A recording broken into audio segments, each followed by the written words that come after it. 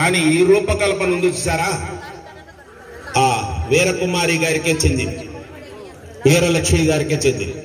నేను ఖడ్గలక్ష్మి అంటాను, అందుకని వీరాన్ని వస్తుంది మార్పు వచ్చేస్తుంది ఖడ్గలక్ష్మి.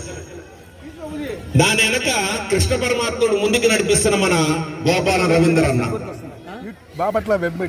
మరి ఇంత చిన్న పిల్లలకు ప్రతి సంవత్సరం ఏదో ఒక రూపకల్పన చేస్తూ సమాజంలోకి చైతన్యం తీసుకురావాలనే ఉద్దేశంతోనే వారణాసి సేవా ట్రస్ట్ మన సత్సంగం తెలుసుకోవటం కానీ వాటి మధురం ఎంత మధురంగా ఉంటాయో వాటి యొక్క మాధుర్యం కూడా తెలుసుకోవటం చాలా కష్టమైన పరిస్థితిలో ఉన్నది.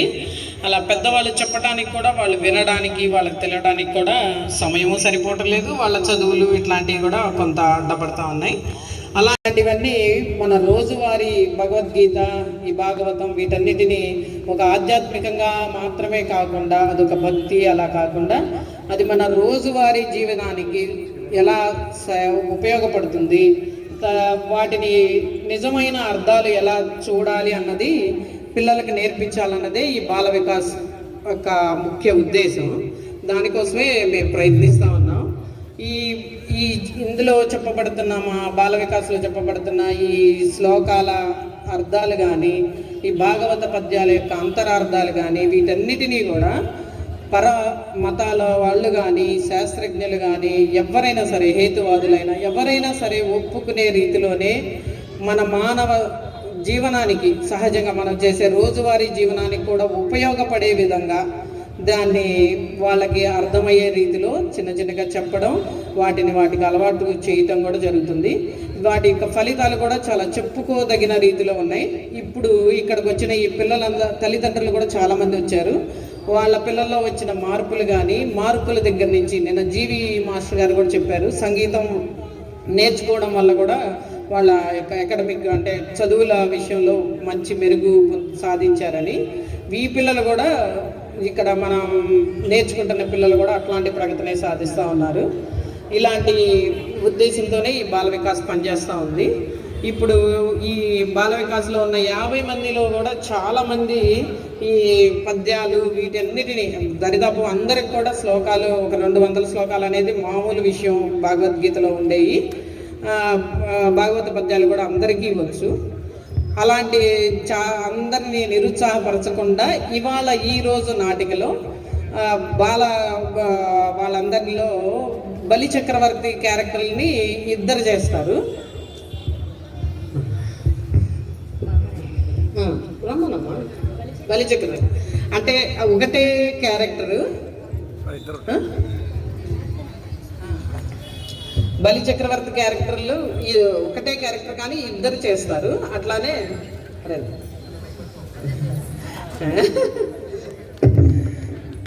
మెల్లగా వామనుడి పాత్రలని 3 పిల్లలు చేస్తారు. వీళ్ళందరికీ కూడా వీళ్ళ నిరుత్సాహపరచకుండా అందరినీ ఎంకరేజ్ చేయడం కోసమే ఒక్కొక్క పాత్రని 2-3గా మేము ఏర్పాటు చేశాము. వామనుడి పాత్రలు 3 పిల్లలు చేస్తారు. రండి.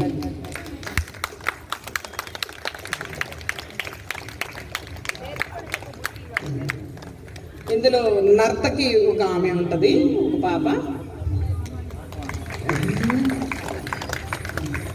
బ్రాహ్మణులు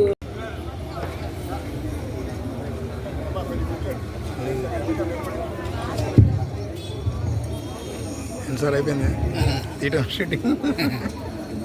ముందు కూర్చోండి అయితే ముందు పర్లేదు. ఇందాక కూర్చున్నాను ఇక్కడ కానీ అడ్డాలు వస్తాయి. ఎంతమంది ఉన్నారు?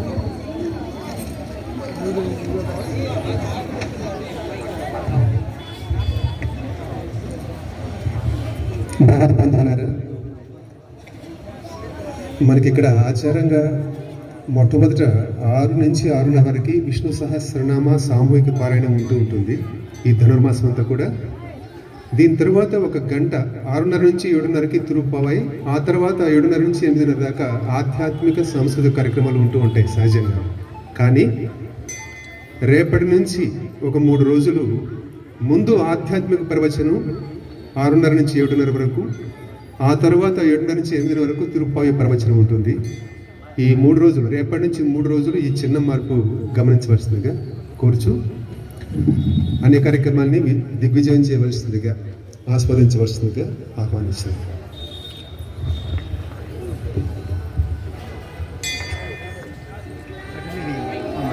అడ్డాలంటారు. శుక్లాంబరధరం విష్ణుం శశివర్ణం చతుర్భుజం ప్రసన్నవదనం ధ్యాయేత్ సర్వవిఘ్నోపశాంతయే. అగజానన పద్మార్కం గజానన మహర్నిశం అనేకదంతం భక్తానాం ఏకదంతముపాస్మహే. ఏకదంతముపాస్మహే.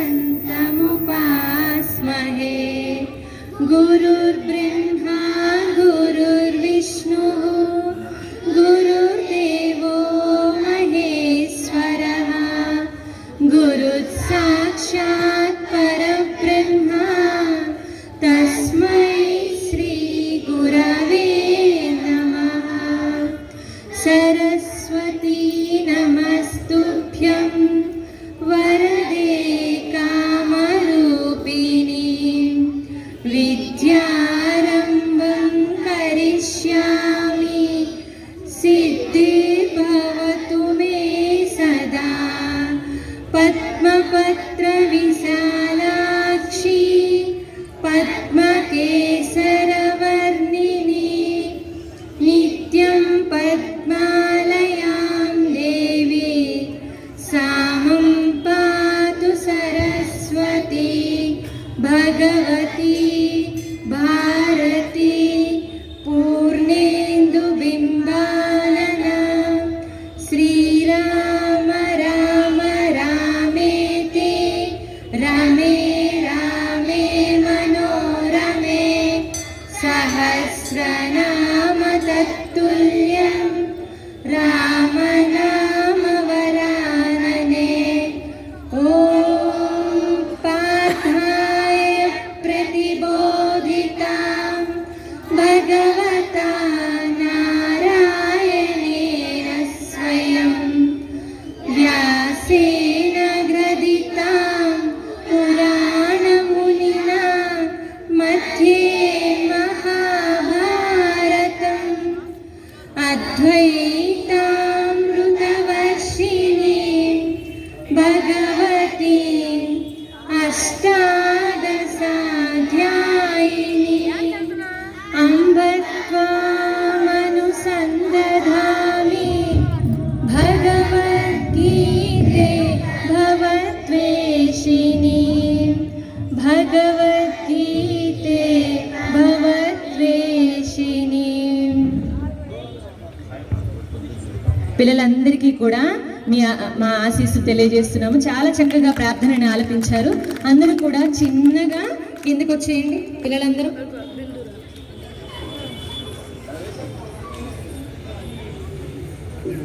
సార్ ఒక షాట్ ఉంది అండి, కెమెరా రైల్లో ఉంది, ఇక్కడ పట్టు ఆన్లో ఉంది.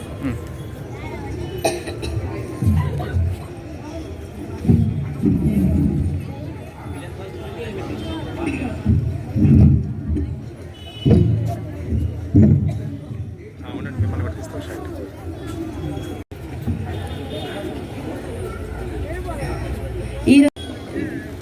బలిచక్రవర్తి ప్రహ్లాదుడి మనవడు, విరోచనుడి కుమారుడు ఆయన.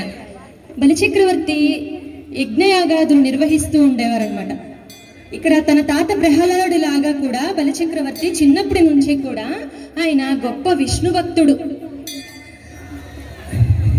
రాజ్య పరిపాలనలో కూడా చక్కని సమర్థుడు ఆయన, చక్కగా రాజ్య పరిపాలన చేస్తూ ఉంటారు. అయితే ఇక్కడ దేవతల రాజు అయిన ఇంద్రుడికి, రాక్షస రాజు అయిన బలిచక్రవర్తికి కూడా తరచుగా యుద్ధాలు జరుగుతూ ఉండేవి. అంటే ఇక్కడ రాక్షసులకు దేవతలకు కూడా యుద్ధాలు జరుగుతూ ఉండేవి అని. అంటే ఒకనాడు యుద్ధంలో దేవతల రాజు అయిన ఇంద్రుడితో బలిచక్రవర్తి యుద్ధం చేసి ఆ యుద్ధంలో ఓటమి పాలయ్యాడు. ఇంకా తను ఎంతో బాధపడుతూ తన గురువుగారైన శుక్రాచార్యుడి వద్దకు వెళ్తారు. జరిగిన విషయం అంతా కూడా శుక్రాచార్యుడికి వివరిస్తారనమాట. నేను ఇంద్రుణ్ణి మించిన గొప్ప బలశాలిని అవ్వాలి అంటే ఏమి చేయాలి గురువుగారు అని అడుగుతారు. అప్పుడు శుక్రాచార్యుడు ఈ విధంగా సెలవిస్తున్నారు, నీవు ఇంద్రుణ్ణి మించిన గొప్ప బలవంతుడివి అవ్వాలి అంటే నీలో దానము, తపస్సు, తేజస్సు ఇవన్నీ కూడా పెరగాలి. ఇవన్నీ పెరగాలంటే నీవు విశ్వజిత్ యాగాన్ని నిర్వహించాలి అని చెప్తారు. వెంటనే బలిచక్రవర్తి విశ్వజిత్ యాగాన్ని ఆచరిస్తారు. యాగం పూర్తయిన తరువాత మహాశక్తిశాలిగా మారిపోతారు. ఇక యుద్ధానికి వెళతారు ఇంద్రుడితో. యుద్ధము గెలుస్తారు, ఇంద్రుణ్ణి ఓడిస్తారు, విజయవంతులవుతారు. ఇక దేవతల రాజ్యాన్ని కూడా ఆయన చేజెక్కించుకుంటారు. దేవతలందరూ కూడా ఎంతో బాధపడుతూ విష్ణుమూర్తి దగ్గరకు పరుగు పరుగున వెళ్ళి, ప్రభు ధర్మము తప్పిపోతోంది అని మొరపెట్టుకుంటారు. అప్పుడు విష్ణుమూర్తి, చింతించకండి, నేను దేవమాత అయిన అదితి గర్భమున ఈ భూమి మీద వామనుడై అవతరిస్తాను, ధర్మాన్ని నిలబెడతాను అని చెప్తారు. ఇక విష్ణుమూర్తి అవతరించారు. ఎలా అంటే శంఖ చక్రాదులతో, చతుర్భుజాలతో గొప్పగా తేజస్సు వెలిగిపోతున్నారు. ఆయన ఎలా ఉన్నారంటే మాటల్లో చెప్పలేం, అంతటి తేజస్సు విష్ణుమూర్తిది. ఇక స్వామివారు యజ్ఞశాలలోనికి ప్రవేశిస్తారు. ప్రవేశించడానికన్నా ముందు ఇక్కడేమో బలిచక్రవర్తి నిరంతరం కూడా యజ్ఞయాగాదులు నిర్వహిస్తూ ఉంటారు. బలిచక్రవర్తి ఇప్పుడు ప్రవేశించారు, యజ్ఞయాగాదులు నిర్వహిస్తూ ఉంటారు. యజ్ఞము చేస్తూ ఉన్నప్పుడు ఇప్పుడు వామనుడు ప్రవేశిస్తారు, ఆ యాగశాలలోనికి ప్రవేశిస్తూ ఉంటారన్నమాట. వామనమూర్తి వస్తున్నప్పుడు స్వామివారిని నాట్య కళాకారిణి చక్కని పద్యం చెప్తూ స్వామివారిని ఇప్పుడు నృత్యం చేస్తూ ఆహ్వానిస్తుంది.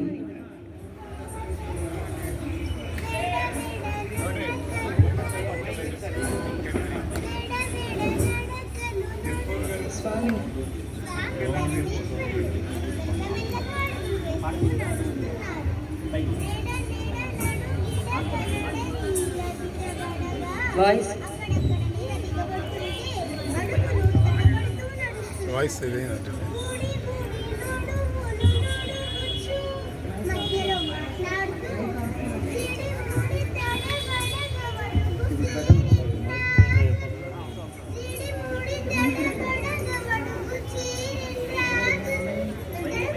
కలవరపడుతూ బలిచక్రవర్తిని సమీపించారు.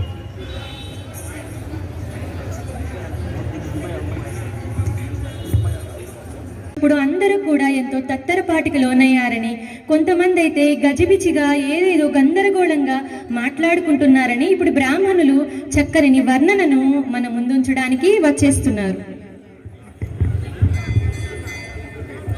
భగవత్ స్వరూపుడైన మహావిష్ణువు వామన రూపంలో యాగశాలలోనికి ప్రవేశించడంతో అక్కడ ఉన్న వారంతా ఆ తేజో ప్రభావానికి తత్తరపడుతున్నారట.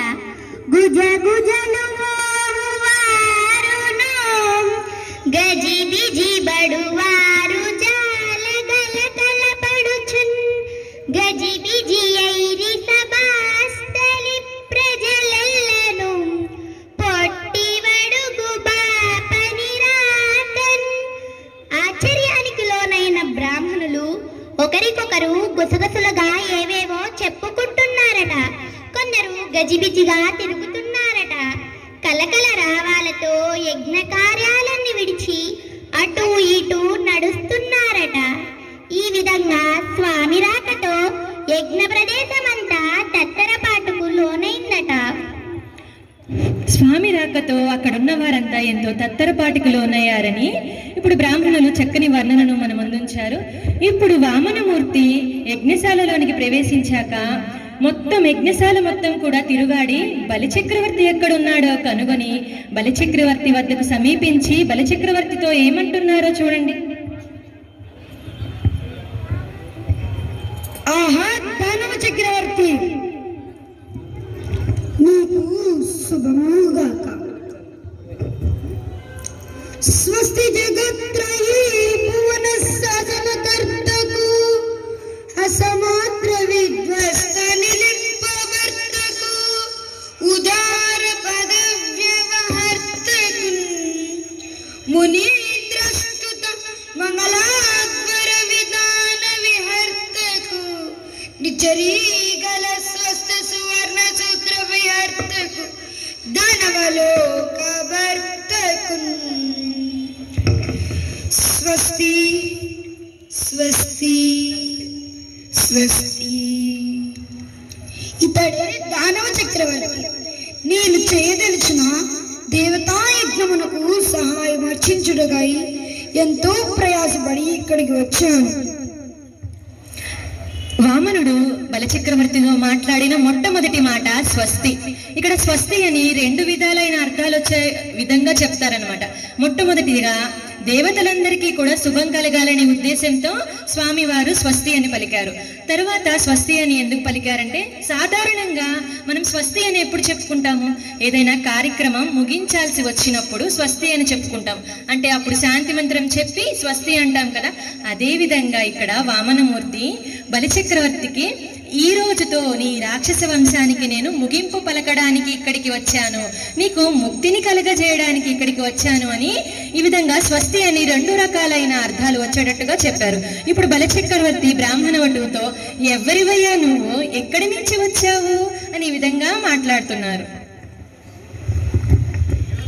ఆహా ఎవరి మహాత్ముడు, ఎంతటి బ్రహ్మతేజము వడుగా, ఎవరి వాడవెవ్వడవు సంవాస స్థలం బియ్యది, ఈ ఎడకుండి వరుదించుటన్ సఫలమయ్యేన్ వంశమున్ జన్మమున్ కడుధన్యాత్ముడనైతి, ఈ మకము యోగ్యం బయ్యే నా కోరికల్ గడతీరిన్ సుహృతంబులయ్యే సికులు కళ్యాణమిక్కాలమున్. ఓ బ్రాహ్మణోత్తమ, ఎవ్వరి వాడవయ్యా నీవు, ఎచట నుంచి వచ్చావు?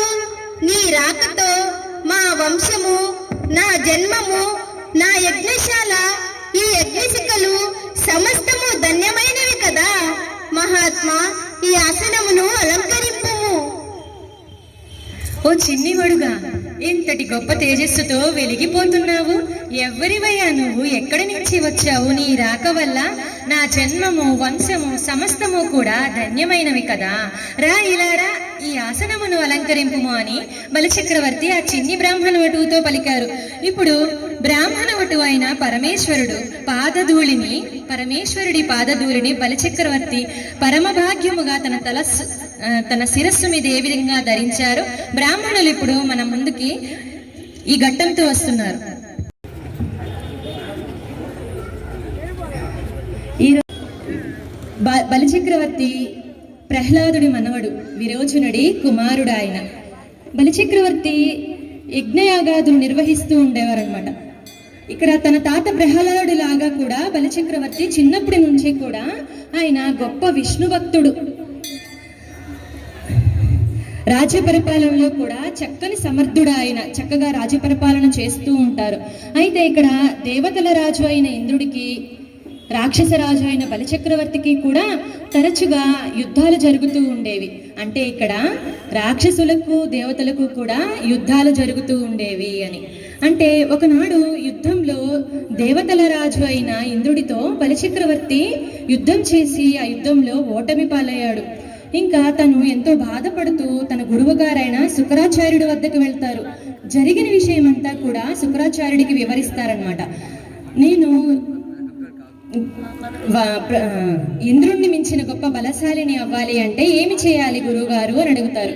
అప్పుడు శుక్రాచార్యుడు ఈ విధంగా సెలవిస్తున్నారు, నీవు ఇంద్రుణ్ణి మించిన గొప్ప బలవంతుడివి అవ్వాలి అంటే నీలో దానము, తపస్సు, తేజస్సు ఇవన్నీ కూడా పెరగాలి. ఇవన్నీ పెరగాలంటే నీవు విశ్వజిత్ యాగాన్ని నిర్వహించాలి అని చెప్తారు. వెంటనే బలిచక్రవర్తి విశ్వజిత్ యాగాన్ని ఆచరిస్తారు. యాగం పూర్తయిన తరువాత మహాశక్తిశాలిగా మారిపోతారు. ఇక యుద్ధానికి వెళతారు ఇంద్రుడితో. యుద్ధము గెలుస్తారు, ఇంద్రుణ్ణి ఓడిస్తారు, విజయవంతులవుతారు. ఇక దేవతల రాజ్యాన్ని కూడా ఆయన చేజెక్కించుకుంటారు. దేవతలందరూ కూడా ఎంతో బాధపడుతూ విష్ణుమూర్తి దగ్గరకు పరుగు పరుగున వెళ్ళి, ప్రభు ధర్మము తప్పిపోతోంది అని మొరపెట్టుకుంటారు. అప్పుడు విష్ణుమూర్తి, చింతించకండి, నేను దేవమాత అయిన అదితి గర్భమున ఈ భూమి మీద వామనుడై అవతరిస్తాను, ధర్మాన్ని నిలబెడతాను అని చెప్తారు. ఇక విష్ణుమూర్తి అవతరించారు. ఎలా అంటే శంఖ చక్రాదులతో, చతుర్భుజాలతో గొప్పగా తేజస్సు వెలిగిపోతున్నారు. ఆయన ఎలా ఉన్నారంటే మాటల్లో చెప్పలేం, అంతటి తేజస్సు విష్ణుమూర్తిది. ఇక స్వామివారు యజ్ఞశాలలోనికి ప్రవేశించడానికన్నా ముందు ఇక్కడేమో బలిచక్రవర్తి నిరంతరం కూడా యజ్ఞయాగాదులు నిర్వహిస్తూ ఉంటారు. బలిచక్రవర్తి ఇప్పుడు ప్రవేశించారు, యజ్ఞయాగాదులు నిర్వహిస్తూ ఉంటారు. యజ్ఞము చేస్తూ ఉన్నప్పుడు ఇప్పుడు వామనుడు ప్రవేశిస్తారు, ఆ యాగశాలలోనికి ప్రవేశిస్తూ ఉంటారు అన్నమాట. వామనమూర్తి వస్తున్నప్పుడు స్వామివారిని నాట్య కళాకారిణి చక్కని పద్యం చెప్తూ స్వామివారిని ఇప్పుడు నృత్యం చేస్తూ ఆహ్వానిస్తుంది.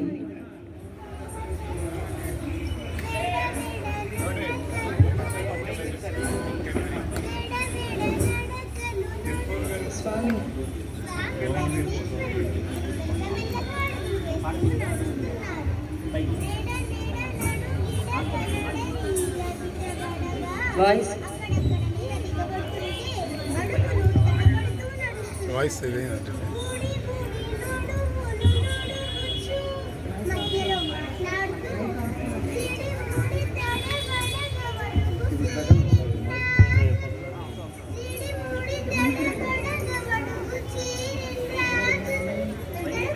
కలవరపడుతూ బలిచక్రవర్తిని సమీపించారు.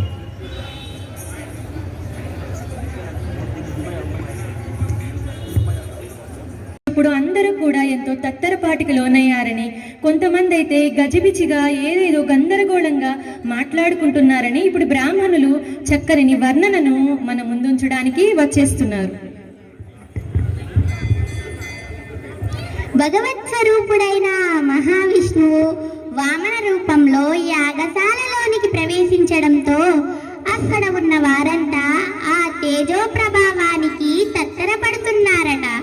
గుజ గుజలు వారును గజి బిజి బడువారు జాలగల కలపడుచున్ గజి బిజి ఐరి సభాస్థలి ప్రజలెల్లను పొట్టి వడుగు బాపని రాతన్. ఆశ్చర్యానికి లోనైన బ్రాహ్మణులు ఒకరికొకరు గుసగుసలుగా ఏవేవో చెప్పుకుంటున్నారట. కొందరు గజిబిజిగా తిరుగుతున్నారట. కలకల రావాలతో యజ్ఞ కార్యాలన్నీ విడిచి అటు ఇటు నడుస్తున్నారట. ఈ విధంగా స్వామి రాకతో యజ్ఞ ప్రదేశమంతా తత్తరపాటుకు లోనైందట. స్వామి రాకతో అక్కడున్న వారంతా ఎంతో తత్తరపాటికి లోనయ్యారని ఇప్పుడు బ్రాహ్మణులు చక్కని వర్ణనను మన ముందుంచారు. ఇప్పుడు వామనమూర్తి యజ్ఞశాలలోనికి ప్రవేశించాక యజ్ఞశాల మొత్తం కూడా తిరుగాడి బలిచక్రవర్తి ఎక్కడున్నాడో కనుగొని బలిచక్రవర్తి వద్దకు సమీపించి బలిచక్రవర్తితో ఏమంటున్నారో చూడండి. ఆహా దానవ చక్రవర్తి, నీకు శుభముగాక. స్వస్తి జగత్రయీ భువన శాసనకర్తకు అసమాత్ర విధ్వస్త నిలింపవర్తకు ఉదార పద వ్యవహర్తకు మునీంద్రస్తుత మంగళాద్వర విధాన విహర్తకు నిచరీగల స్వస్థ సువర్ణ సూత్ర దానవలోకవర్తకున్. స్వస్తి స్వస్తి స్వస్తి. ఇతడే దానవ చక్రవర్తి. నేను చేయదలిచిన దేవతా యజ్ఞమునకు సహాయం అర్చించుటకై ఎంతో ప్రయాసపడి ఇక్కడికి వచ్చాను. వామనుడు బలచక్రవర్తితో మాట్లాడిన మొట్టమొదటి మాట స్వస్తి. ఇక్కడ స్వస్తి అని 2 విధాలైన అర్థాలు వచ్చే విధంగా చెప్తారనమాట. మొట్టమొదటిగా దేవతలందరికీ కూడా శుభం కలగాలనే ఉద్దేశంతో స్వామివారు స్వస్తి అని పలికారు. తరువాత స్వస్తి అని ఎందుకు పలికారంటే, సాధారణంగా మనం స్వస్తి అని ఎప్పుడు చెప్పుకుంటాము? ఏదైనా కార్యక్రమం ముగించాల్సి వచ్చినప్పుడు స్వస్తి అని చెప్పుకుంటాం. అంటే అప్పుడు శాంతి మంత్రం చెప్పి స్వస్తి అంటాం కదా. అదే విధంగా ఇక్కడ వామనమూర్తి బలిచక్రవర్తికి, ఈ రోజుతో నీ రాక్షస వంశానికి నేను ముగింపు పలకడానికి ఇక్కడికి వచ్చాను, నీకు ముక్తిని కలగజేయడానికి ఇక్కడికి వచ్చాను అని ఈ విధంగా స్వస్తి అని 2 రకాలైన అర్థాలు వచ్చేటట్టుగా చెప్పారు. ఇప్పుడు బలిచక్రవర్తి బ్రాహ్మణ వటువుతో, ఎవరివయ్యా నువ్వు, ఎక్కడి నుంచి వచ్చావు అని ఈ విధంగా మాట్లాడుతున్నారు. ఆహా, ఎవరి మహాత్ముడు, ఎంతటి బ్రహ్మతేజము, వడుగా ఎవరి వాడవెవ్వడవు, సంవాస స్థలం బియ్యది, ఈ ఎడకున్ని వరుదించుటన్, సఫలమయ్యేన్ వంశమున్ జన్మమున్, కడుధన్యాత్ముడనైతే ఈ మకము యోగ్యం బయ్యే, నా కోరికల్ గడతీరిన్, సుహృతంబులయ్యే సికులు కళ్యాణమిక్కాలమున్. ఓ బ్రాహ్మణోత్తమ, ఎవ్వరి వాడవయ్యా నీవు, ఎచట నుంచి వచ్చావు? నీ రాకతో మా వంశము, నా జన్మము, నా యజ్ఞశాల, ఈ యజ్ఞశిఖలు సమస్తము ధన్యమైనవి కదా. మహాత్మా, ఈ ఆసనమును అలంకరింపుము. ఓ చిన్నివడుగా, ఇంతటి గొప్ప తేజస్సుతో వెలిగిపోతున్నావు. ఎవరివయ్యా నువ్వు, ఎక్కడి నుంచి వచ్చావు? నీ రాక వల్ల నా జన్మము, వంశము సమస్తము కూడా ధన్యమైనవి కదా. రా, ఇలా రా, ఈ ఆసనమును అలంకరింపుము అని బలిచక్రవర్తి ఆ చిన్ని బ్రాహ్మణ వటువుతో పలికారు. ఇప్పుడు బ్రాహ్మణ వటువు అయిన పరమేశ్వరుడి పాదధూళిని బలిచక్రవర్తి పరమభాగ్యముగా తన శిరస్సు మీద ఏ విధంగా ధరించారు.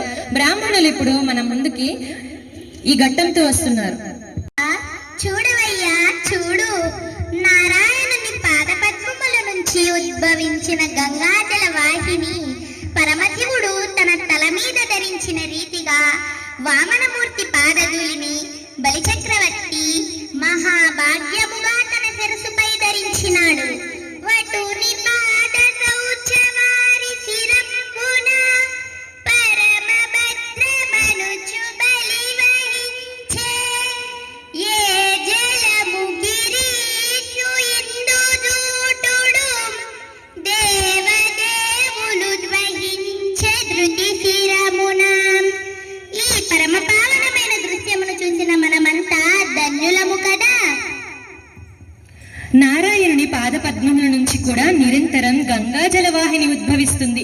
ఆ గంగాజల వాహినిని పరమశివుడు తన శిరస్సు మీద పరమభాగ్యముగా ధరించారు. ఇక్కడ బలిచక్రవర్తి కూడా చిన్ని వటువు యొక్క పాదధూళిని తన శిరస్సు మీద పరమభాగ్యముగా ధరించారని బ్రాహ్మణులు చక్కని వర్ణనను ఇప్పుడు మనం ముందుంచారు. ఇప్పుడు వామనుడితో అంటే బ్రాహ్మణ వటువుతో ఇప్పుడు బలిచక్రవర్తి ఏమంటున్నారంటే, నీకేమి కావాలయ్యా, కోరుకో అని తను దానం చేయదలిచినవన్నీ కూడా ఈ విధంగా చెప్తున్నారు. ఓ మహానుభావ, నీ దర్శనము చేత నా జీవితం పావనమైనది. నీవెవరో చెప్పనే లేదే. పోనీ స్వామి, మీకేమి కావాలో చెప్పండి, మీ కోరికను తీర్చడానికి వెంటనే సిద్ధంగా ఉన్నాను. వనచీలంబులో మాడలో వనములో వన్యంబులో గోవులో హరులో రత్నములో రథంబులో విమృష్టానంబులో కన్యలో కరులో కాంచనమో నికేతనములో గ్రామంబులో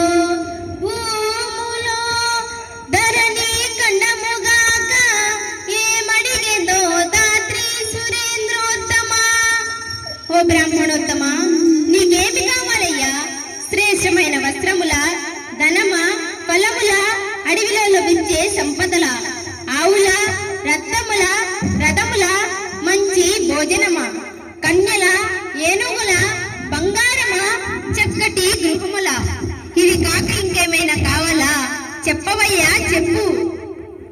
ఓ బ్రాహ్మణోత్తమ, నీకేమి కావాలయ్యా అని చెప్పి తనకి తాను దానం చేయదలిచినవన్నీ కూడా చెప్పారు. ఇప్పుడు బలిచక్రవర్తి అడవిలో లభించి సంపదలు కావాలా, స్త్రీమూర్తులు కావాలా, నీవు ఉండడానికి గృహములు కావాలా, లేకపోతే నువ్వు వేలుకోవడానికి రాజ్యాలా అని చెప్పి ఈ విధంగా సెలవిచ్చారు. అప్పుడు ఆ చిన్ని బ్రాహ్మణ బాలుడు తనకేమి కావాలో ఈ విధంగా సెలవిస్తున్నారు. తిరుగుతూనే ఉంటాను, ఇది నా స్వాస్థ్యమని చెప్పగలను. అందరూ నా వాళ్ళే అనుకుంటాను, ఫలాని వాడని ఎలా చెప్పగలను?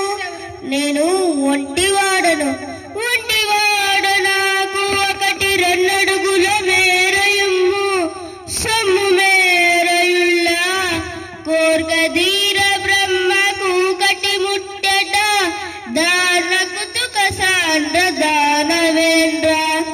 అయ్యో దానవేంద్ర, నీవు గొప్ప దానకర్తవు. నా వంటి బ్రాహ్మణులకు బంగారాసులు కానుక ఇవ్వాలని ఉత్సాహపడతావా? ఓ బలి చక్రవర్తి, నేను ఒంటిన వాడును, నాకే దండాసులు వద్దు. 3 అడుగుల మేర స్థలాన్ని మాత్రమే ఇవ్వు. దానినే నేను బ్రహ్మలోక ప్రాప్తిగా భావిస్తాను. బలి తాను దానం చేయదలిచినవన్నీ చెప్పగా చిన్ని బ్రాహ్మణుడు ఏమంటున్నారంటే, నీవు గొప్ప దానకర్తవు, కానీ నేను ఒంటరి వాడను. నీవు దానం చేయదలిచిన ఈ అఖండ భూభాగములు, స్త్రీలు నాకేమి వద్దు. నాకేం కావాలంటే 3 అడుగుల స్థలం ఉన్నదే, అది మాత్రమే కావాలి అని సెలవిచ్చారు. అప్పుడు బలిచక్రవర్తి, ఇంత చిన్న కోరికని కోరుతున్నావేంటయ్యా? నీవు దానం ఇచ్చే దాత యొక్క హృదయ విశాలతను తెలుసుకుని కదా దానం అడగాలి అని చెప్పి ఆ చిన్ని బ్రాహ్మణుడితో ఇలా చెప్తున్నారు.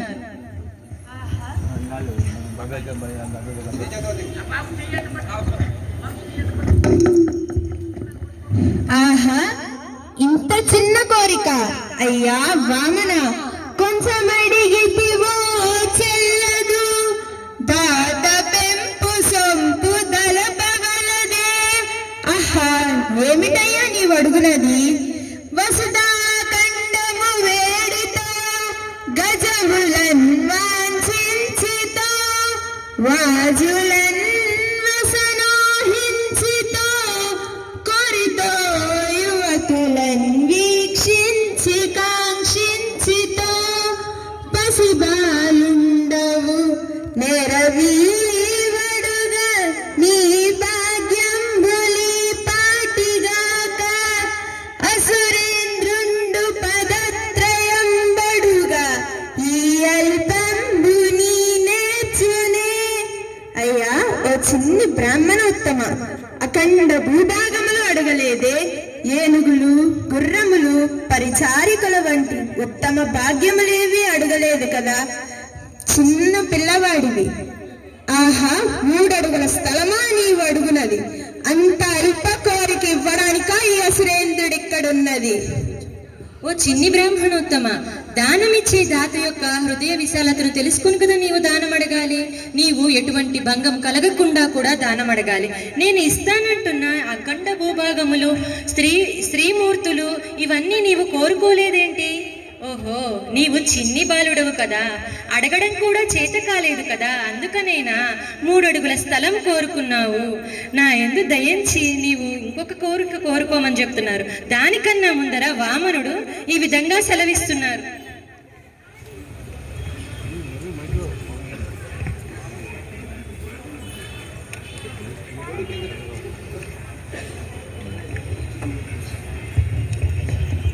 ఓ చక్రవర్తి, నేనొక బ్రాహ్మణవటువును, అందున బ్రహ్మచర్య దీక్షలో ఉన్నాను. నా అవసరములు కూడా చాలా అల్పమైనవి. గుడుగో జనిగమో కమండలువో నాకు ముంజియో దండము, వడుగేనెక్కడా భూములెక్కడా, కరుల్వామాక్షుల స్వంబులెక్కడా, నిత్యోచిత కర్మమెక్కడా, మదాకాంక్షామితంబైన 3 అడుగుల మేరయ, త్రోవకిచ్చుటది బ్రహ్మాండంబున పాలికిన్. ఓ బలి చక్రవర్తి, గొడుగో యజ్ఞోపవీతము, కమండలము, మొలత్రాడో జపదండము ఇటువంటివి కోరుకునే నేనెక్కడా నువ్విస్తానంటున్నా? ఏనుగులు, గుర్రములు, భూములు, స్త్రీమూర్తులు వంటి ఘన సత్కారములు ఎక్కడా? నా నిత్య దీక్షలకు అవసరం లేనివి కదా నీవు ఇస్తానంటున్నవి. అవన్నీ నాకెందుకు? నేను అడిగిన 3 అడుగుల స్థలం ఉన్నదే, దాన్ని కాదనకుండా ఇయ్యగలిగితే అదే బ్రహ్మాండంబు నా పాలికిన్. ఓ దానవ చక్రవర్తి, నేను చిన్ని బ్రాహ్మణ వటువునే, కాదనడం లేదు. కానీ నేను బ్రహ్మచర్య దీక్షలో ఉన్నానయ్యా. నా అవసరములు చాలా అల్పమైనవి. నాకు కావలసినవి నా నిత్య దీక్షలకు అవసరమైనవి. గొడుగో, యజ్ఞోపవీతమో, కమండలమో, మొలత్రాడో, జపదండమో, ఇవి నా నిత్య అవసరాలు. కాబట్టి నీవు నా అవసరానికి మించినవి ఇస్తానంటున్నావు. అసలు అవి నాకు అవసరం కూడా లేదు, నీవు ఇస్తానంటున్నవి అని చెప్పి ఈ విధంగా సెలవిచ్చారు. అప్పుడు బలిచక్రవర్తి స్వామి వారితో ఇలా అంటున్నారు. స్వామి, బ్రహ్మస్వరూపుడవు, నీవడిగిన 3 అడుగుల స్థలం ఇవ్వడానికి నాకెట్టి కష్టమూ లేదు. కానీ ఇంత చిన్న కానుక నేను ఇస్తున్నాననే భావన నన్ను బాధిస్తున్నది. నా యందు దయతో దానికి తోడుగా మరొక్కటి అడగండి స్వామి. ఇప్పుడు బలిచక్రవర్తి ఏమంటున్నారంటే స్వామి వారితో, నేను ఇంత చిన్న కోరికను నీవు కోరుకున్నావేంటి, ఎంతో బాధపడుతున్నాను, అందుకని నీవు మరొక కోరికను కోరుకోవయ్యా అని చెప్పి ఆ చిన్ని బ్రాహ్మణుని అడిగారనమాట. అప్పుడు ఆ చిన్ని వామన వటువు ఈ విధంగా ఆహా, బలి సార్వభౌమ, నీ వంటి మాట తప్పని వారు, నీతివంతులైన దాతలు లభించినా కూడా బ్రాహ్మణులు బ్రహ్మనిష్ఠులైన వారు ఎలా ప్రవర్తించాలో వారి మాటల్లోనే వినవయ్యా.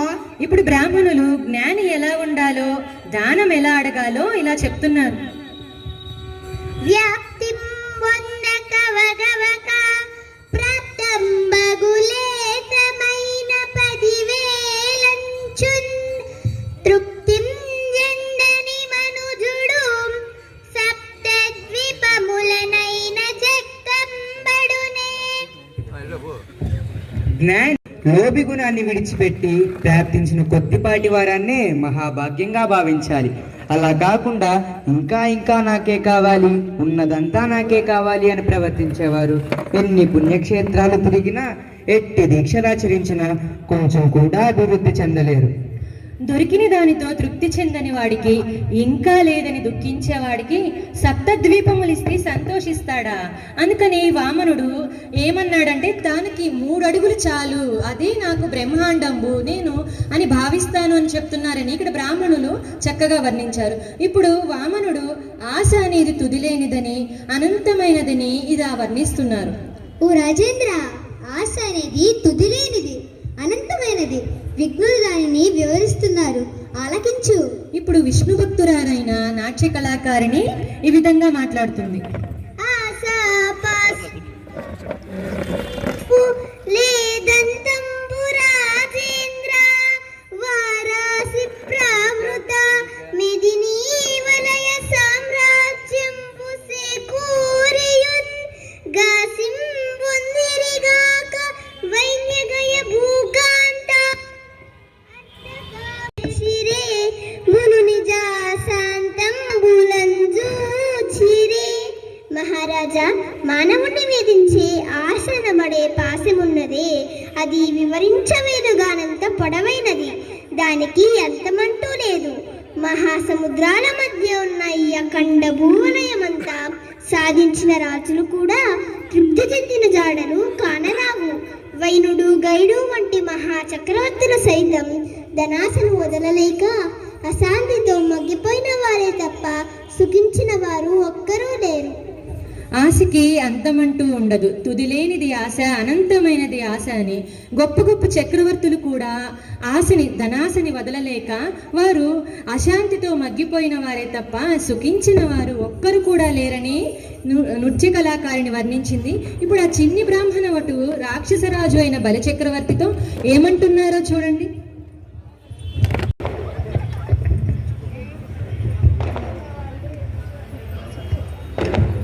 ఓ బలి, ఇదేమిటా ఈ బ్రాహ్మణుడు ఇలాంటి కోరికలు అడుగుతున్నాడని దిగులు చెందుతున్నావా? ఇది ఏమి వేడి తినని నీ మదివ గవక దారవూయుమా, సత్యము పెంపుదావగా గోరిన అర్థం బిది ఇచ్చట ముజ్జగంబులిచ్చట మాకున్. ఓ చక్రవర్తి, ఇదేమి కోరిక అని చింతించకుండా దానమివ్వవయ్యా. నిర్మల చిత్తంతో దానమివ్వు. ఈ జగతిలో సత్యం వర్ధిల్లేందుకోసమే నేను 3 అడుగులు కోరాను. నాకు ఈ 3 అడుగులు ఇచ్చుట ముల్లోకములిచ్చిన దానితో సరి సమానము. ఇదేమిటి, ఈ చిన్ని బ్రాహ్మణుడు ఇలాంటి కోరికలు కోరుతున్నాడని నీవు చింతించకుండా నిర్మల చిత్తంతో దానమివ్వు. నీవు ఈ 3 అడుగులు ఇస్తే ముల్లోకాలు ఇచ్చిన దానితో సరి సమానమని చెప్తున్నారు. అప్పుడు బలిచక్రవర్తి ఇలా అంటున్నారు. ఆహాహా, మహాత్ములారా, విన్నారటయ్యా పరందాముని మాటలు. సత్యము పెంపొందేందుకే కోరుతున్నాడట ఈ 3 అడుగుల స్థలము. ఓహో, పుట్టి నేర్చుకొనెను పుట్టక నేర్చెను, చిట్టి బుద్ధులిట్టి పొట్టి వడుగు, పొట్టనున్న వెళ్ళ భూమెను. ఆహా, ఆహా, ఏమైతేనేమిలే, పరమేశ్వరుడంతటి వాడు వచ్చి నన్ను ధరణి దానం అడుగుతున్నాడు. ఇంతకన్నా నాకేం కావాలి? తాగోరిన ధరణి దానమిచ్చేదనిప్పుడు. పుట్టి నేర్చుకున్నాడా లేక పుట్టకుండానే నేర్చుకున్నాడా? ఈ మాయ మాటలు పరమేశ్వరుడు నిలువెల్లా మాయలే కదా పరందామునికి. ఏమైతేనేమిలే, భగవంతుడు వచ్చి నన్ను ధరణి దానం అడుగుతున్నాడు. మహదానందంగా భగవంతుడు అడిగిన 3 అడుగుల స్థలాన్ని దానం ఇస్తాను. పుట్టి నేర్చుకున్నాడా లేక పుట్టకుండానే నేర్చుకున్నాడా ఈ మాయ మాటలు పరంధాముడు అంటే ఇక్కడ ముందుగానే బలిచక్రవర్తి తూచాయిగా గ్రహించారు. వచ్చినది చిన్ని బ్రాహ్మణ బాలుడు కాదు, పరమేశ్వరుడే దిగి వచ్చాడు తనని దానమడగడానికి అని మహదానందంగా ఆ భగవంతునికి తానడిగిన 3 అడుగుల నేలను నేను దానమిచ్చేస్తానని చెప్పారు. ఇప్పుడు వస్తున్నారండి శుక్రాచార్యుడు పరుగు పరుగున వచ్చి, నీవు దానమిచ్చేస్తున్నావా? వచ్చినది ఎవరో తెలుసా?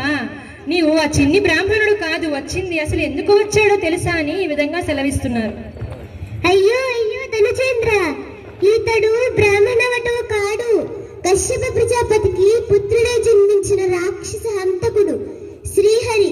ఇతనికి వరాలిస్తే నీ జాతికి వినాశనం తప్పదు. కులమున్ రాజ్యము తేజమున్ నిలుపు మీ కూర్చుండు, విశ్వంభరుండు అలతింబోడు, త్రివిక్రమ స్ఫురణ వాడై నిండు బ్రహ్మాండమున్ కలడే మార్పునకండు, నా పలుకుల కర్ణింపు కర్ణంబులన్ వలదీ దానముగీనమున్ బనుతు మావర్ణిన్ వదాన్యోత్తమ. ఓ రాజా, ఇతడితో అమిత జాగ్రత్తగా ప్రవర్తించి నీ రాక్షస వంశాన్ని కాపాడుకో, నీ రాజ్యాన్ని కీర్తిని భద్రపరుచుకో.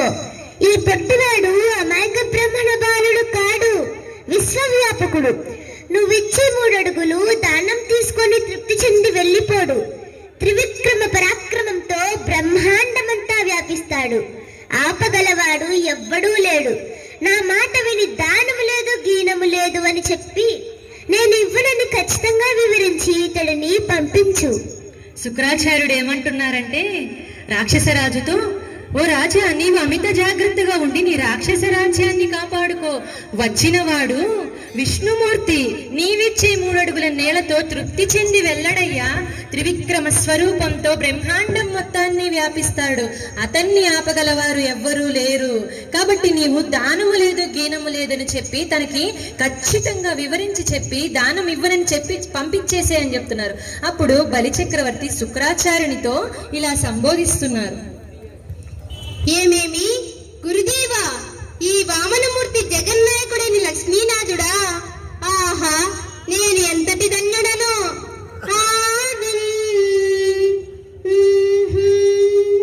శ్రీ సతి కొప్పుపై శిరముపై సంశీయరోతంబుపై పాదాబ్జములపై కపోల తటిపై శ్రీతనువుపై నూత్న మర్యాదన్ ముందు కరంబు గ్రిందగుట మీదైనా కరమ్ముంట మేల్గాదే.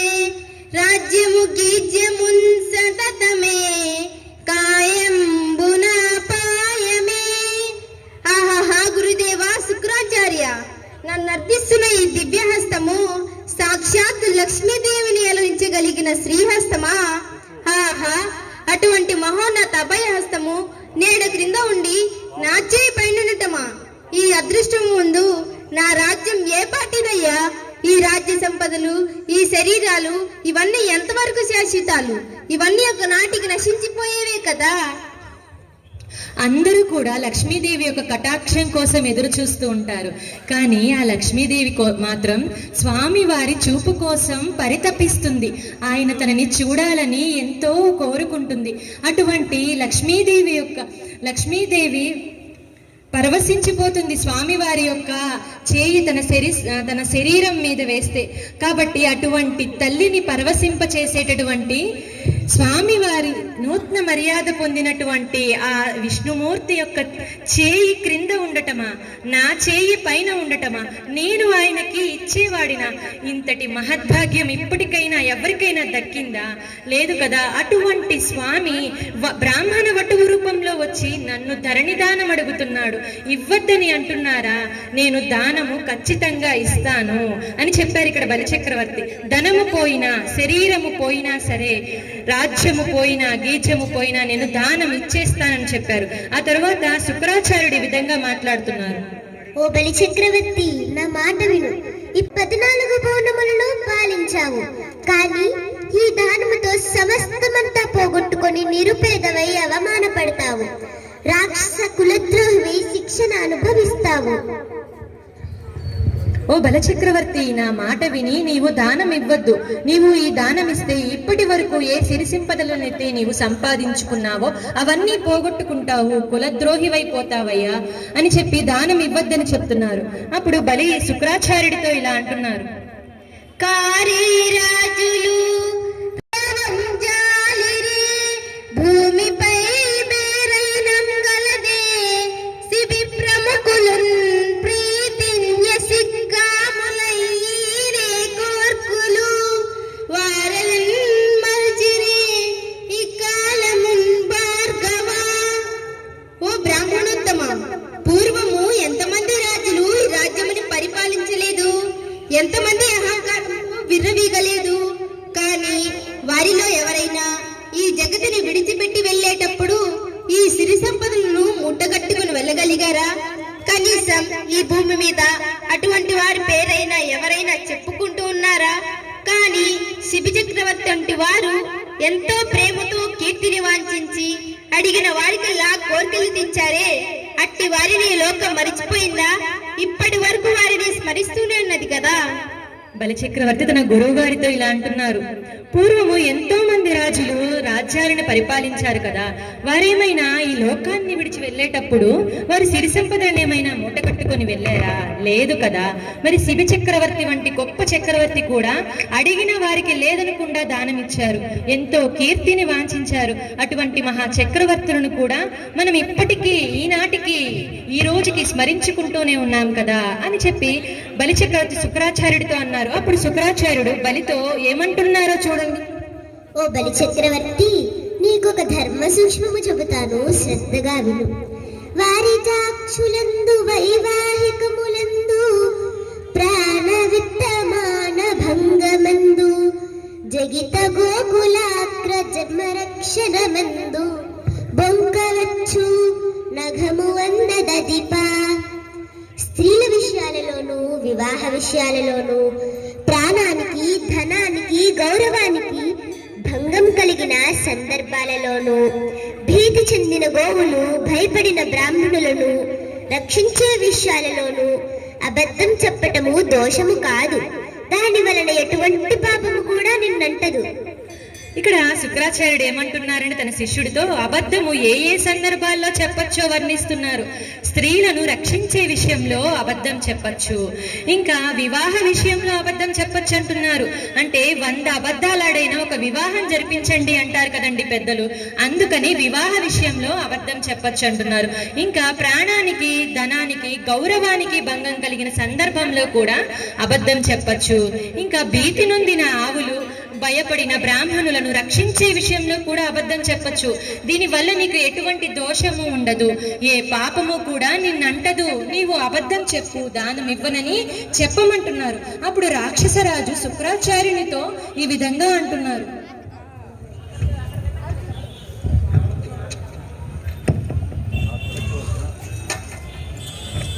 గురుదేవ, ఇదంతా భగవత్ ప్రేరితమై జరుగుతున్నది.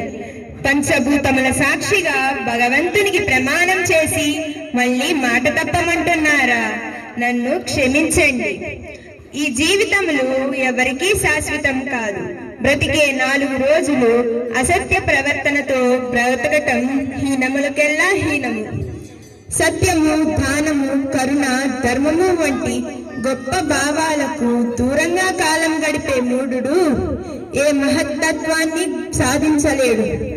చెలియే మృత్యువు చుటమే అముడు, సంసేవాతులే కింకరుల్, శిలలంజేసెనే తన్ను బ్రహ్మ, దృఢమే జీవంబునో చెల్లరే, చలితం బహుట ఎరుంగకి కపట సారంబు నిగ్గంబుగా ధనచున్మూడు, సత్య దాన కరుణ ధర్మాతి నిర్ముక్తుడై. ఓ శుక్రాచార్య,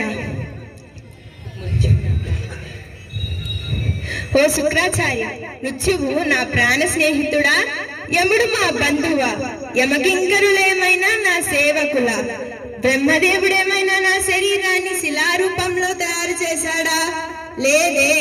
మరి నేను మరణం లేనివాడని ఎట్లవుతాను?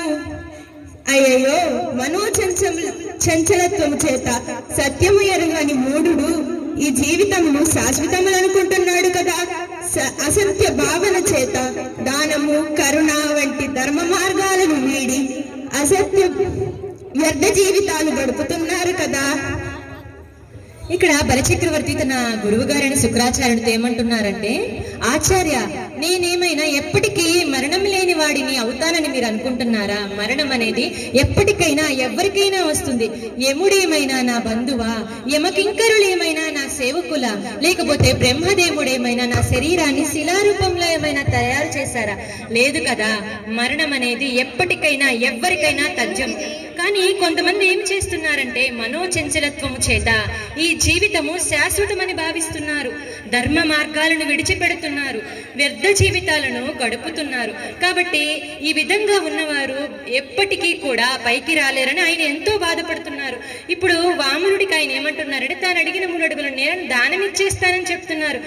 అలా చెప్పి కూడా బలి మరలా ఇలా అంటున్నారు, రమ్మా మానవకోత్తమ లెమ్మా నీ వాంఛితమ్ములేదనకిత్తున్, తెమ్మా అడుగుల నిటురానిమ్మ కడుగంగమలయు ఏటికి దడయన్. ఓ బ్రాహ్మణ బాలక, ఓ వామనమూర్తి, లేచి రావయ్యా. నీవు కోరుకుంటున్న 3 అడుగుల స్థలాన్ని లేదనకుండా ఇస్తాను. ఏది? నీ పాదము నిటు రానిమ్ము. నీ పాదార్చన చేసి జలముల సాక్షిగా దానమిస్తాను. ఇంకా ఆలస్యం దేనికయ్యా పరమేశ్వర. బలిచక్రవర్తి తన భార్య అయిన వింధ్యావళిని పిలిచి, నేను ఆ చిన్ని బ్రాహ్మణుడికి 3 అడుగుల నేలను దానమిచ్చేస్తున్నాను అని చెప్తారు. మన భారతీయ సంస్కృతి ప్రకారం ఇక్కడ దానం ఇచ్చే వాళ్ళకన్నా కూడా దానం పుచ్చుకునే వాళ్ళే గొప్పవాళ్ళు. ఎందుకంటే దానం పుచ్చుకునే వాళ్ళు లేకపోతే దానం ఎవరికి ఇస్తారు? అదే కాకుండా దానము పుచ్చుకునే వాళ్ళు విష్ణువు రూపంలో వచ్చి మన దగ్గర ఉన్న దానాన్ని స్వీకరించి పుణ్యంగా మారుస్తున్నారు ఇక్కడ. అందుకని దానం ఎప్పుడైనా కాళ్ళు చేతులు కడిగి దానం ఇవ్వాలి. అందుకని ఇక్కడ బలిచక్రవర్తి ఏమంటున్నారంటే, రావయ్యా, రా, ఇలా రా. ఈ బంగారు పళ్ళెంలో ముందుగా నీ కుడి పాదమును పెట్టు, తరువాత ఎడమ పాదమును కూడా పెట్టు, 2 కాళ్ళు కూడా కడిగి నేను దానం ఇస్తానని చెప్తున్నారు బలిచక్రవర్తి. అప్పుడు పరమేశ్వరుడి పాదాన్ని బ్రాహ్మణులు ఇలా వర్ణిస్తున్నారు.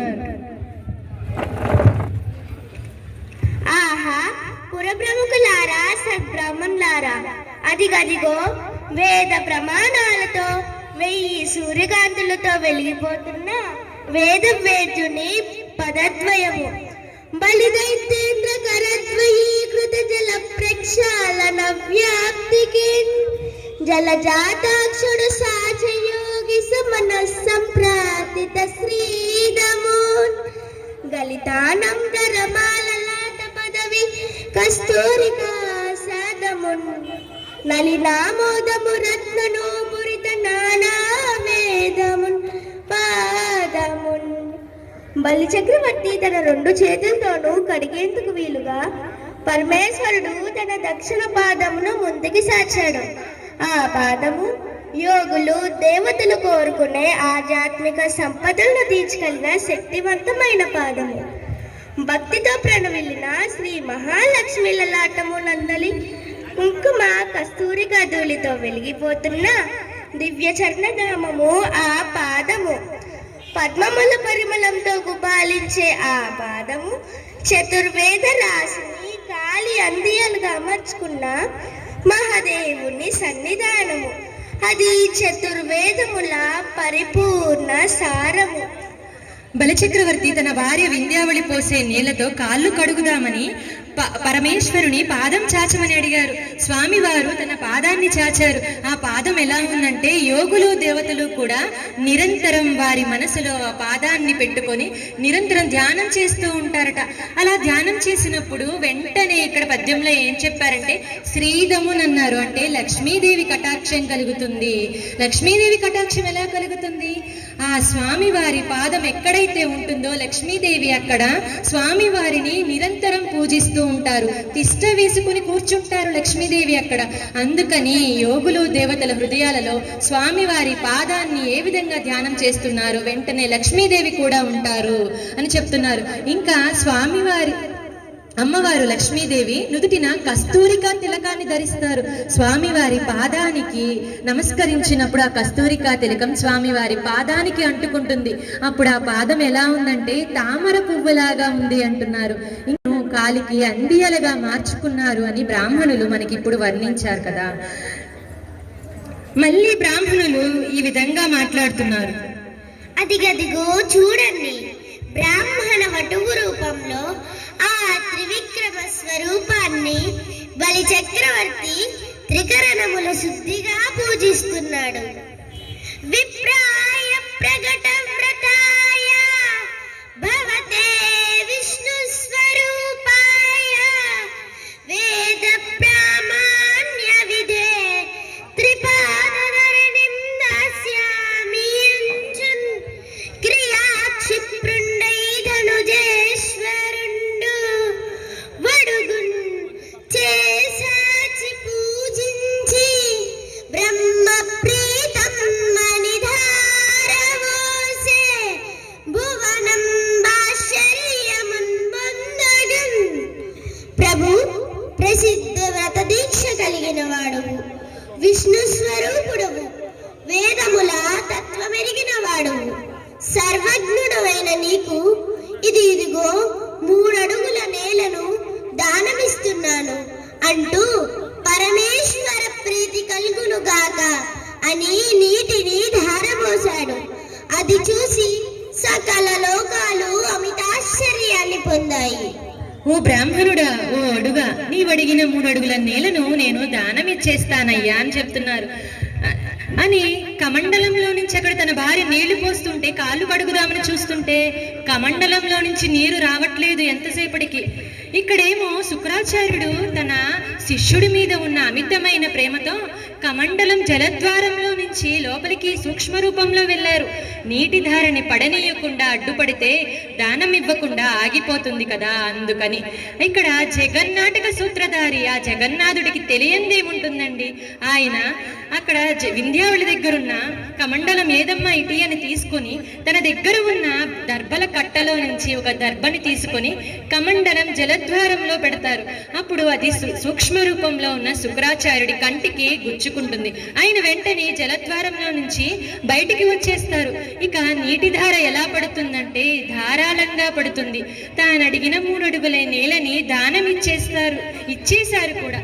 రాజ్యం పోతోందని తెలిసి ఆడిన మాట తప్పకుండా సంతోషంగా దానం చేసిన బలిచక్రవర్తిని చూసి దేవతలందరూ కూడా పుష్పవృష్టిని కురిపించారు. ఆ తరువాత వామనుడి పాదములు కడిగి బలి ఏ విధంగా ధన్యుడైనాడో బ్రాహ్మణులు ఇప్పుడు వర్ణిస్తున్నారు.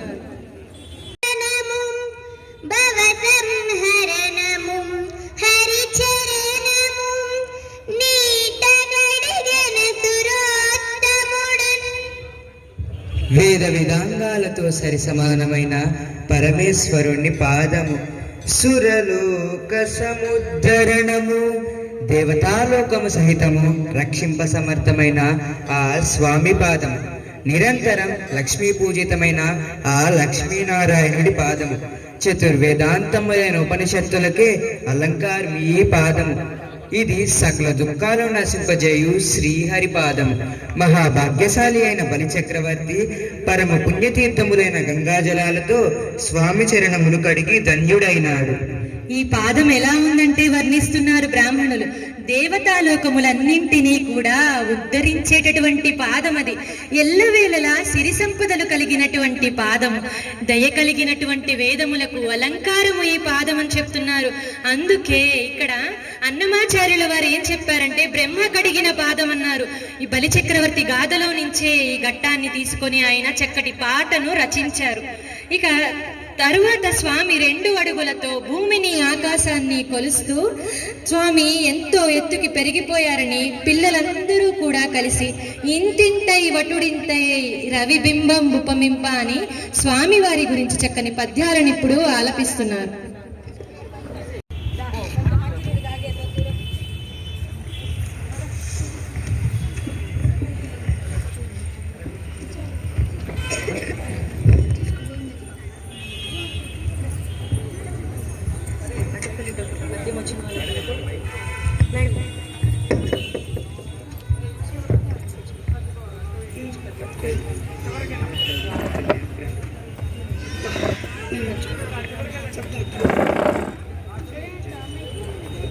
దుర్గా వచ్చారు హోటల్ నుంచి.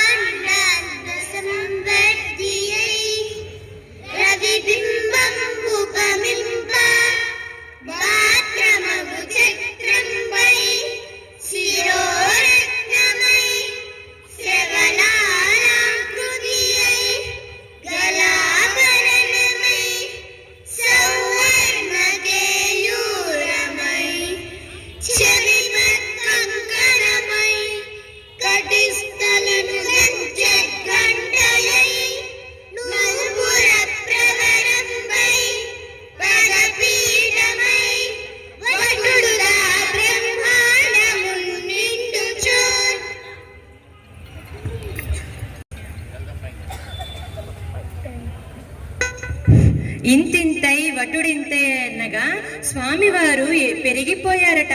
ఎలా అంటే త్రివిక్రమ స్వరూపాన్ని ధరించారు ఆయన. ఆకాశమంత ఎత్తుకి పెరిగిపోయారు, మేఘమండలం అంత ఎత్తుకి పెరిగిపోయారు.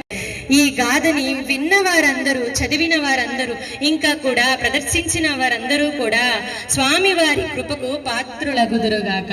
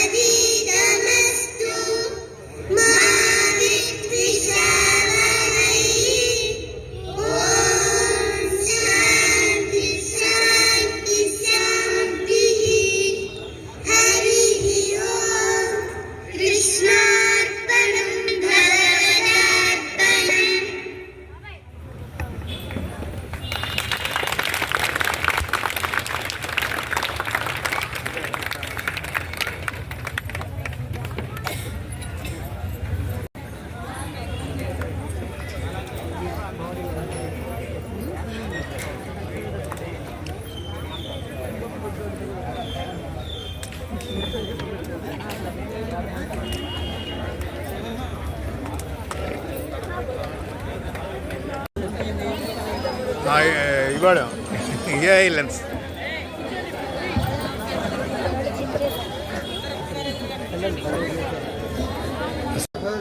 చోట కలుసుకోవాల్సి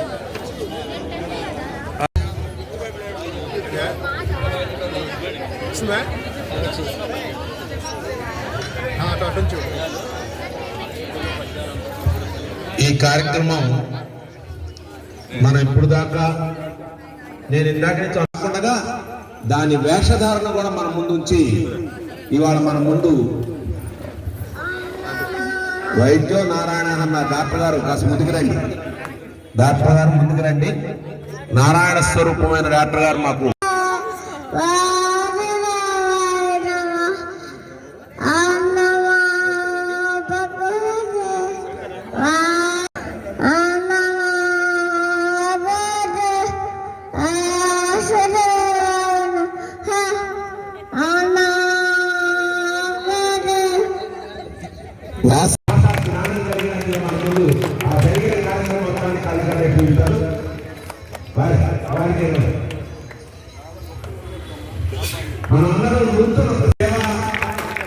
ట్రస్ట్ వారి యొక్క ఆధ్వర్యంలో చిన్న పిల్లలతో కలిపి సనాతనమైన ఆచార నియమాలను వాళ్ళ ముందు నడిపిస్తున్న మా గోపాలం రవీంద్ర బాబు అన్నయ్య కూడా డాక్టర్ రవీంద్ర బాబు అన్నయ్య కూడా మీరు పట్టుకుని ఇచ్చేవచ్చు. కాస్త పిలిచి ఇవ్వండి. మరి ఒక మహిళ సాధిస్తే దాన్ని ఏదైనా పొందగలము అని మనం అనుకుంటున్నాం. దాన్ని మన కళ్ళ ముందు ప్రతి సంవత్సరం ఈ సత్సంగ కార్యక్రమాల్లో ముందుకు నడిపిస్తున్న వీరలక్ష్మి గారు కూడా డాక్టర్ ఆశిస్తున్నాడు. మంచి భావనతో తను ఇదే రూపకల్పన చేసుకుంటూ ముందుకు నడుస్తున్నారు. అందరం ఒక్కసారి మన కర్కకాలంలో వాటిని ఆవరించుకుంటూ ఆశిస్తున్నాం. పిల్లలు చాలా అద్భుతంగా చేశారు. వీటన్నిటికీ కృషి ఏంటంటే కనిపించినటువంటి శక్తి మా రవి, తర్వాత ఆ టీచర్ గారు, వీళ్ళు పడిన శ్రమ చాలా అద్భుతంగా ఉంది. అంటే నేనుగా చూసేది ఏంటంటే మేము వెళ్ళిపోతాం. నేను దీనివల్ల సమాజానికి ఏంటి ప్రతి దాంట్లో ఒక మీనింగ్ ఉంటుంది. ప్రతి దానికి కూడా దీని ద్వారా వాళ్ళు చూశారు, సంతోషించారు, వెళ్ళిపోయారు. దీనిలోంచి పిల్లలు ఏం గ్రహించారు, సమాజం ఏం గ్రహించాలి, అది ఇంపార్టెంట్. ఇదే వచ్చేసి విధంగా ఇందులో ఒక శ్లోకంలో నేను ఒక వాక్యం కూడా నేను చదవలేదు. కానీ తప్పనిసరిగా ఇది సమాజానికి మనం ఉపయోగపడే విధంగా ఉంటేనే ఇందాక మా గుడి అంటే మా రియలైజ్మెంట్ ఉంటాం మేము గుడిగట్టాం. అది చాలా గొప్పగా మాట్లాడతాం. ఇంక్లూడింగ్ అది దీనివల్ల ఏంటి మీనింగ్ అంటే ఒక గుడిలో, మసీదులో, చర్చో ఇలాంటివన్నీ ఉన్నాయి. ఎవరికి వాళ్ళు కూడా నేను ఎందుకు ఈ మతం అనేది ఎందుకుంది, మతం అంటే మా ఉద్దేశంలో గుడి కాదు, మసీదు కాదు, చర్చ కాదు, మన జీవన విధానం. నేను ఇంకొకటి ఇబ్బంది పెట్టకూడదు, నన్ను ఎవరు ఇబ్బంది పెట్టా నేను ఇంకొకటి ఇబ్బంది పెట్టకూడదు. మేము అందరం కూర్చొని ఉన్నాం, మధ్యలో వచ్చి అక్కడ నిలబడి దండ పెట్టుకుంటూ కూర్చున్నాడు. మరి మా అనుకోవాలని ఇబ్బంది పెడుతూ ఉన్నాడు. మన జీవితంలో మనం ఇంకొక మనిషికి కానీ ఇంకొక ప్రాణికి ఇబ్బంది పెట్టకుండా, అహంకారం లేకుండా, గర్వం లేకుండా, ద్వేషం లేకుండా, అసూయ లేకుండా జీవించిన విధమే దానివల్ల మా మతంలో సాధన చాలా అద్భుతంగా చేశారు. ఇది సమాజంలో ఏ విధంగా ఉపయోగపడుతుంది, ఏదైనా సమాజానికి ఉపయోగపడకపోయినప్పుడు ఏంటి ఉపయోగం? ఎండిపోయింది, పండిపోయింది, కుళ్ళిపోయింది, ఎంతకాలం చెట్టుకుంటుంది. తప్పనిసరిగా అది ఉపయోగపడితేనే ఆ ఫలం ఉపయోగపడింది. కాబట్టి ఇందులో మీనింగ్ లేదని కాదు, కానీ ఇందులో చాలా క్లిష్టమైనటువంటి అర్థాలు ఉన్నాయి. దాని ఎవరికైనా అంత శక్తివంతుడైనా వాడికి గర్వం ఎక్కువైపోయి వాడికి సంబంధం లేని దాన్ని వెళ్ళి వాడు అర్థం చేయాల్సిన అవసరం ఏంటి? వాడికి ఉన్న లోపల వాడు ఉండొచ్చు కదా, వాడికి ఉన్న ప్రతి వాడు ఉండొచ్చు కదా. నా దగ్గర శక్తి అని చెప్పి పక్కనకి వెళ్ళి నేను మీ భూలోకాన్ని 150 ముందు భూలోకాన్ని పగలగొట్టుకుని 150 అని చెప్పి న్యూక్లియర్ బాంబులతో పగలగొట్టాడు. ఇంటికి రావడానికి అవకాశం లేదు, అంత పైకి ఉన్నాడు. అంటే వాడు ఎగ్జామ్ వాడు అహంకారాన్ని భూలోకి వచ్చేసి ఆ సమాజానికి శాంతిని కలిగించడమే నేను ఒక మీనింగ్. ఇది అసలు లేకుండా, గర్వం లేకుండా, ఇలాంటి అద్భుతమైన సామాన్య పిల్లలు వీళ్ళందరూ కూడా వాళ్ళకి చాలా తెలుసు. వీళ్ళందరూ బ్యాక్గ్రౌండ్ కూడా వాళ్ళు చాలా కర్షకులు, శ్రామికులు, చాలా సాదా సీదా అన్నటువంటి పిల్లలు ఇంత అద్భుతమైనటువంటి పాటలు ఇవన్నీ రావాలంటే వీళ్ళలో ఎంతో నిబద్ధత. ఈ నిబద్ధత కలగాలంటే ఆ టీచర్, ఆ సంస్కృతి టీచర్ కానీ ఇవన్నీ కూడా ఉన్నాయి. ఇంత కష్టపడ్డారు కానీ అల్టిమేట్గా వీళ్ళు సమాజానికి ఏ విధంగా ఉపయోగపడతారు, సమాజంలో ఏ విధమైనటువంటి చాలా అద్భుతంగా చేశారు. నాకు చాలా ఆశ్చర్యం వేసింది.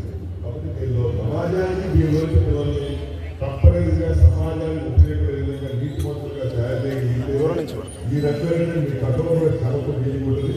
కాబట్టి నాకు అవకాశం కల్పించుకుంటుంది. నా చేసి భూమి మీద 2 కులాలు ఉన్నాయి. నీతి ఉంటే నందికులం, నీతి లేకపోతే పండితులు.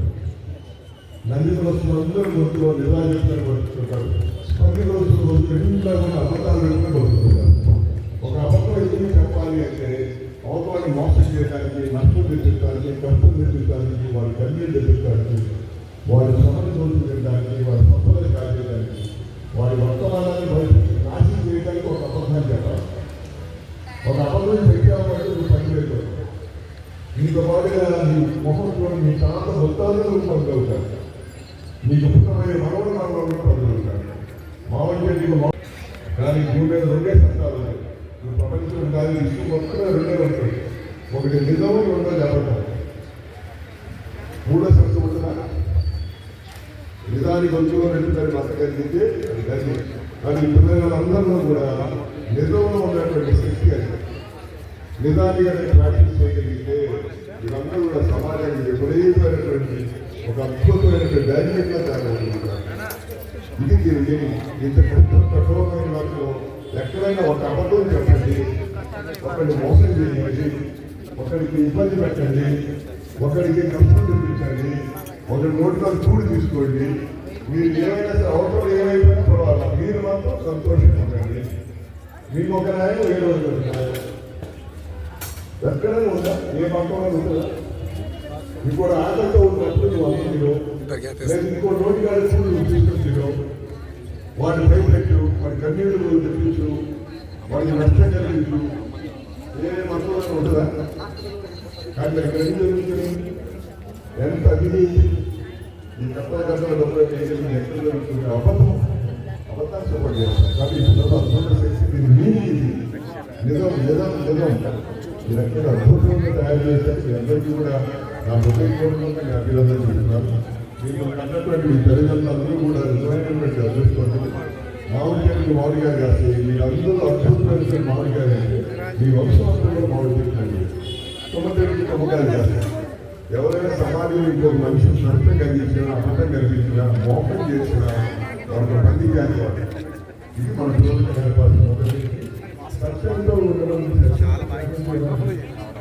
మన జీవితాలు బాగుంటుంది. సత్యంతో ఉన్నవాడే అబద్ధాలు చెప్పడం అబద్ధం అదే చెప్తాను. మన చాకరీ చెప్పారు.